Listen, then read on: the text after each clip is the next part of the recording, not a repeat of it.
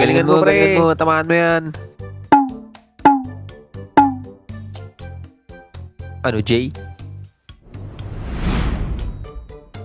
Humanda ka, pre. Sige. Eh,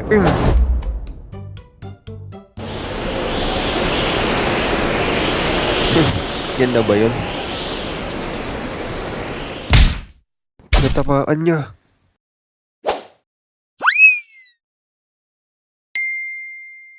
Galing mo, Pres. Kabataan Moments. Hello guys. Naalala nyo pa ba nung time na ang pinakamalaking problema mo lang ay kung uuwi ka na ba sa inyo o hindi pa? Kasi sobrang busy mo makipaglaro sa mga kaibigan. Guys, nakakamiss maging bata. Ngayon, i-share ko lang sa inyo yung naging childhood experience ko dati. As in, puro laro lang pinaggagawa ko. So, umpisa natin sa mga nilalaro namin dati. Una, syempre, hindi mawawala dyan yung Pogs at Text. Tuwing nauuso sa amin to, halos tumatagal siya ng ilang buwan. Paggising ko ng umaga, tapos paglabas ko ng bahay, sobrang daming naglalaro. Ang madalas pala naming laruin nun ay yung Pogs. Naalala ko pa nun tuwing may dadayo sa amin, sobrang dadami nilang Pogs. Minsan nakalagay sa lata o karton.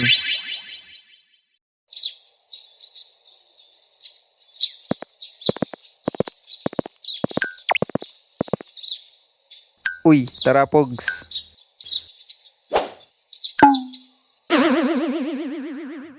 Abay pagkarami naman sa inyo, unti lang sa amin. Ayos lang yan, ubusin lang namin sa inyo. We, teka, kunin ko lang Pogs ko sa bahay. Pre, wait mo ako dito. Sige. Tara. Sa Pogs, ang madalas pala naming laruin ay yung pitik Pogs. Nakalimutan ko na kung anong tawag doon nun sa amin. Guys, matanda na talaga ako. Pero naalala ko pa rin kung paano yun laruin. Explain ko sa inyo. Sa Pogs, meron palang dalawang klase. 1v1 tsaka 2v2 or madalas tawaging mother tsaka baby. Sa 1v1 or solo, ganito yung mechanics. Una, pipili kayo ng tagi-isang pamato. Tapos maglalagay kayo ng isang extra Pogs. So, bali tatlo lahat yon. Bago magsimula, kailangan pipili muna kung sino yung magpipitik. Isa sa inyo ay mag-heads o kaya tails. Tapos pipitikin nyo yung isang Pogs. Kung sino yung nanalo, siya yung pipitik. Tapos yung natalo yung magtataya. Paano malalaman kapag panalo ka? Sa tatlong Pogs, kapag nag-heads ka tapos tails yung dalawa, ibig sabihin panalo ka. Or kaya kapag nag-tails ka tapos heads yung dalawa, ibig sabihin panalo ka pa rin. Kung yung extra naman yung nanalo, tabla lang yon. By the way, pag nanalo yung kalaban mo, magsasalitan kayo. Ikaw naman yung magtataya. Sa 2v2 naman, parang ganun din. Ang pinagkaiba niya lang ay may mother tsaka baby. Ganun din sa kalaban. So, bali 4 na Pogs. Ganun din kung paano manalo. Kapag nag-heads ka tapos yung tatlo ay tails, panalo yon. Ang pinagkaiba lang nito ay kapag nag-heads kayong dalawa ng kasama mo, tapos tails yung dalawa, ibig sabihin panalo kayo. So, ganun lang namin yun nilalaro. Ang malala pa nun, tuwing kami yung pipitik, eh ang kakapal ng mga taya nila. Ano pre, Gina? Sige.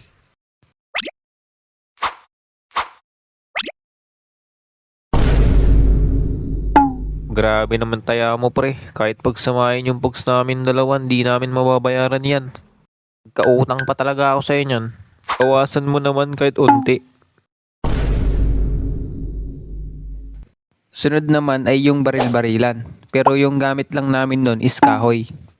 Madalas naming laruin to dati ng mga kaibigan ko tuwing hapon. Tapos uwi kami sa bahay, madilim na. Kung matatanong nyo kung bakit hindi pellet gun, dati kasi hindi pa namin afford yung mga ganong bagay. Although pwede namang pag-ipunan, kaso papagalitan din ako ng magulang ko. Kasi delikado raw. Well, okay na yun kaysa paluin ako sa puwet. Kaya kahoy na hugis baril ang gamit namin.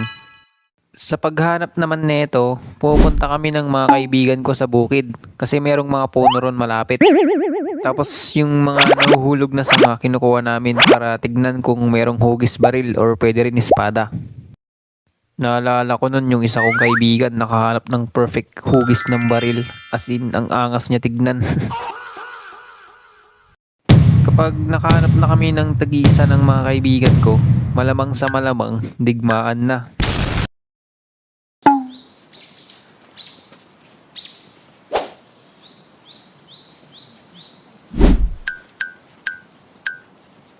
Apat sa apat tayo. Sige. J. Ano gagawin? Pew, pew, pew, pew. By the way, kami Samahan pala kita, yung kita mo gumagawa yan. ng sound effects Ano? namin kapag Hindi kaya- nagbabarilan kami. Malayo, duga. Baliwan po.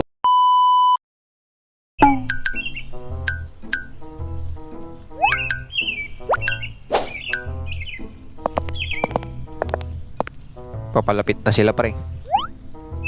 Mga kasama, naririnig niyo ba ako? Oo, naririnig ka namin. Malinaw na malinaw. Paparating na sila. Manda kayo. Sige, copy. Saan kaya nagtatago yung mga yun?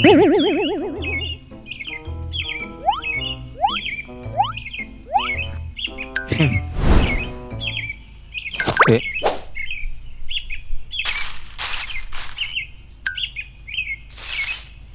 Huli ka. Tika, sandali. Pew.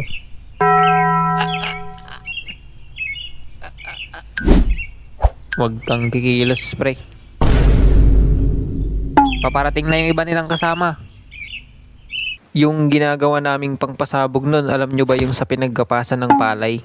Kapag hinila mo yun, masasama pati yung lupa. Ayun yung binabato namin. Talagang pag tinamaan ka nito, puro lupa damit mo.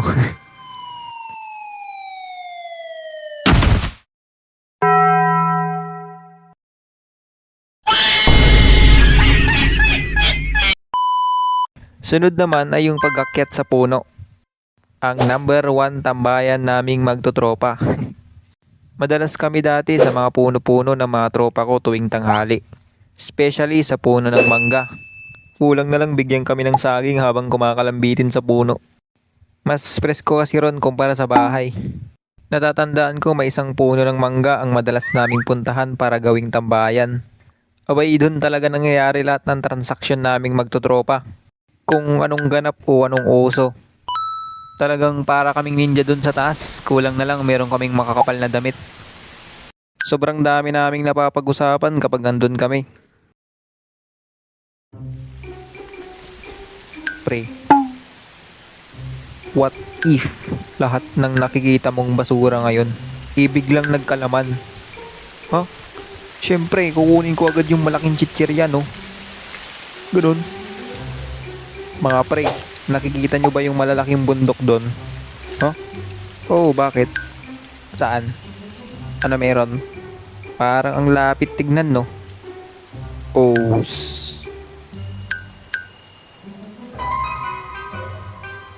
oo nga, no? Layo naman, pre. Galing. At speaking of akyat sa puno, gumagawa din kami dati ng treehouse.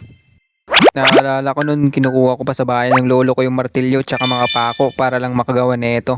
Tapos diretso agad sa bukid.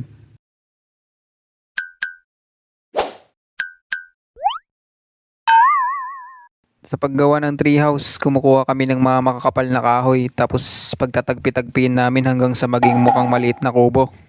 Kanya-kanya kaming ambag nun sa paggawa. May taga-abot ng kahoy, taga-martilyo, tapos taga-hawak ng pako. Abay, naging mala-engineer talaga kami noong mga oras na yun. Pre, tabingi yata to ah. Hindi yan, design ba? Pag natapos na namin, akyat agad kami tapos doon kami mag-food trip. Doon na rin kami tatambay tsaka matutulog hanggang dumilim. Saan ako? Ba't ang dilim? So hanggang dito muna guys. Kung umabot ka rito, sana nag-enjoy ka. Ako pala si Tim, matagal na akong Pinoy animator dito sa YouTube. And kung ngayon mo lang ako napanood, edi congrats, na joke. Kung may time ka, panoorin mo na rin yung iba kong mga video. So hindi ako masyadong nakakapag-upload kasi medyo busy sa school. Daming gagawin ba naman. Pero itatry ko ngayon maging active kasi bakasyon na rin naman, di ba? Di ba? Kaya mag-subscribe ka na. Malapit na pala tayo mag 1K subs. Follow mo na rin ako sa Facebook page ko. Bye-bye.